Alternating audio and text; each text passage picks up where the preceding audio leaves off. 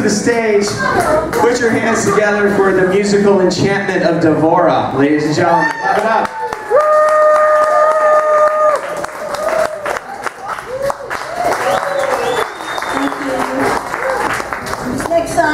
My last song goes out to my girlfriend here. She likes this one, so I'm going to do it for her. It's called Sadness and Hope.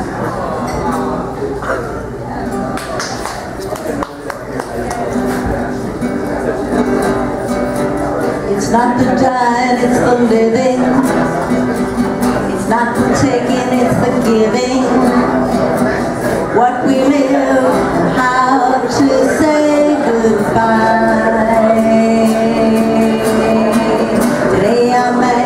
Sadness and pain, bad as hell shouldn't be I scream, silently interpreting our love is supposed to be. But he is grander than the scheme of all things, than the web of lies of what's gone by, able to gently brush the tears away.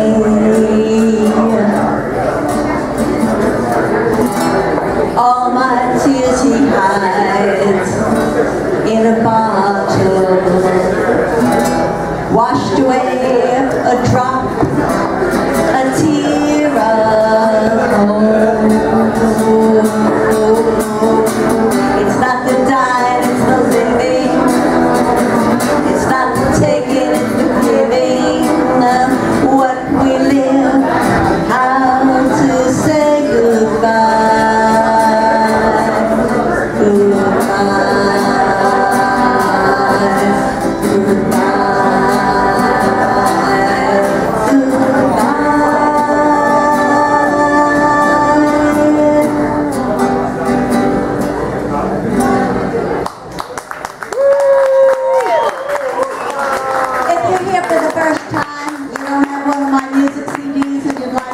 Come on, see me. Thank you and have a great night.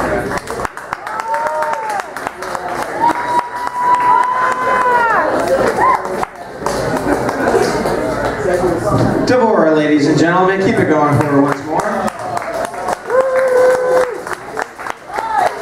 Next coming to the stage, do we have a Nate Latimer? Nate's coming to the stage. Keep it going for him. Clap it up for Nate. Hey, Nate. What up? What up? What's up? Good to be here. I'll make this quick. I'm not sure if you guys are familiar with this bit of news that recently came out, but apparently in the state of Florida, it is not illegal to have oral sex with an animal. I kid you not. This poor girl comes home and catches her boyfriend blowing their dog. So this is a true story, I swear. Absolutely disgusting, right? I mean, is that considered cheating? I mean, what is wrong with people? And with dogs, you know, because the dog is just as guilty in my book. You know he was enjoying that shit. I mean, think about it. Like, can you imagine a dog? How topped out would a dog be to experience a blowjob? I mean, you can forget belly rubs from that point out. The dog, you know, just is like, oh, fuck that. He's like all pawing your head down. God. I mean, I just can't imagine the girl walking in and seeing like her boyfriend blowing a hot pink hot dog. Like, jeez, man. I mean, were there signs, you know? Like, she comes home, she's like, baby, why are the dog's balls shaved? You know? This is fucking disgusting, man. I don't get it. I mean, how funny would that shit be in the courtroom?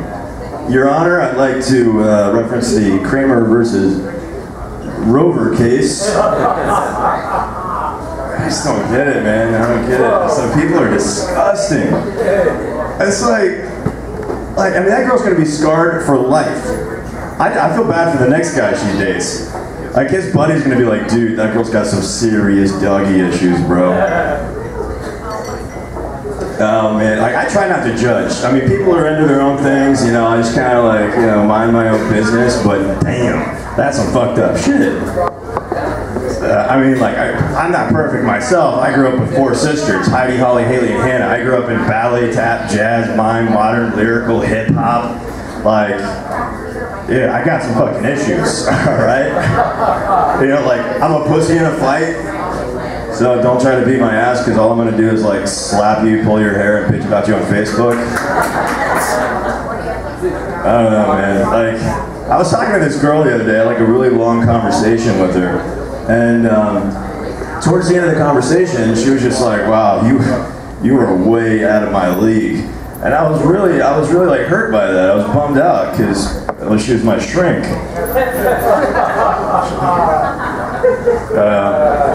I live in this building called the Flamingo in South Beach, which is great because I've got a lot of gay neighbors. They're my gabers. And I highly recommend gabers over neighbors any day because they're always throwing cocktail parties. It's like every weekend. It's like, "Hey, we're having a cocktail party. You coming over?" I'm like, "Hell yeah, I'm coming over. Sounds great." I don't know if they like cocktail parties or just throwing around the word cocktail. You know, it's just like, you go over there, it's a lot of fun, it's cool, you know, they got like all these appetizers, expensive champagne, rosé wine, huge cocks. I kid you not.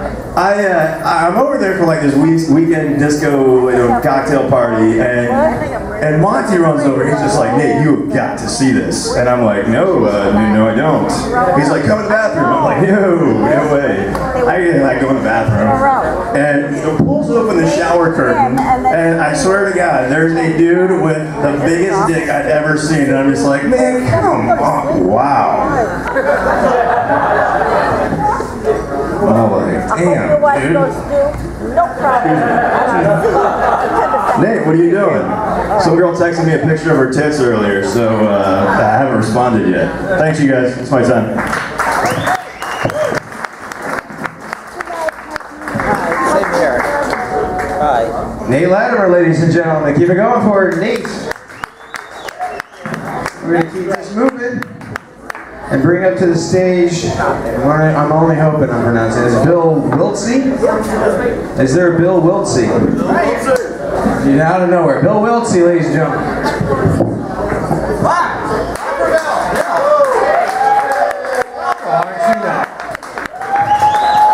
Thank you.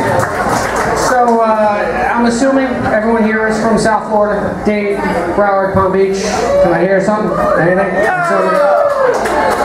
Yeah. Bunch of charm school graduates down here, huh? Just a shining example of good manners and civility in this market. Does this happen to you? You're at the ATM, he's trying to get 40 bucks out, and you've got a guy in front of you who's doing all of his banking for the year. Okay, have you been in front of this guy? He's up there minute after minute after minute. You just want to just tap him on the shoulder and go, "Sir, are you closing out a 401k? Are you depositing a loose bag of nickels up there? What is it exactly that you're doing?" A guy like that, I swear, if he's up there doing more than 4 transactions, all of his account balances should go to 0, and we'll call it the douchebag tax. And the other guy that kind of just intrigues me and annoys me at the same time is the guy at 7-Eleven. I'm sure you've been behind this guy who treats 7-Eleven like his own personal casino. You know, he comes in, and first off, he starts with the scratch-offs. He leans over the counter and is pointing out tickets like he's shopping for diamond engagement rings at Jared fucking Jewelers.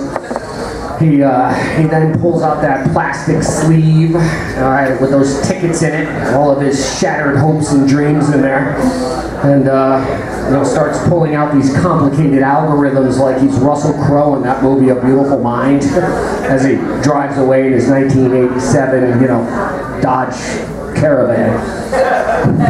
Oh, laugh. I guess the third guy I'd like to talk about is, you know, you ever go to a lunch meeting, or a meeting in general, and people are seated at a table, and you're going to go up to shake someone's hand, and the guy literally does not even, like, stand up. he gives you this kind of like, I call it the four-finger fuck you. He doesn't even like put his hand in there. He does this, and his hand is invariably wet, like he's dumped it into a vat of like Vaseline. I'm like, dude, come on, did you not go to the meeting? You stand up, you shake a guy in the eye, and you do the 2 pumps. You're not, you know, a South American drug lord. Stand on your feet there, Pablo Escobar. So, I'm going to keep it short. Thank you for your time. Take care.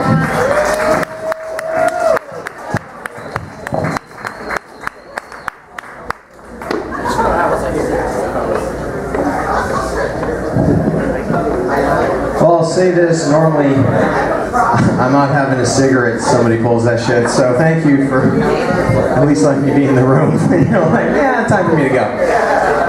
And I hear you, man. I have to do this every week, you know? I mean, come on. This is not easy. This is abusive to the ego is what this is. And we're not done. It's a cavalcade tonight of broken dreams, ladies and gentlemen, coming up here for you to ignore and summarily dismiss. That's the course of the evening. For people to spend hours and hours of their lives hoping for that briefest moment of microcosm fame, utterly shattered by the fact that you as a group do not give a shit about anybody who's up here at any given time. Give it up for yourselves. Well done. Yeah. That's how you bring a room around. Next, coming up to the stage, a perennial, a favorite, and you give him some fucking respect. Ladies and gentlemen, clap it up for Leon Arp.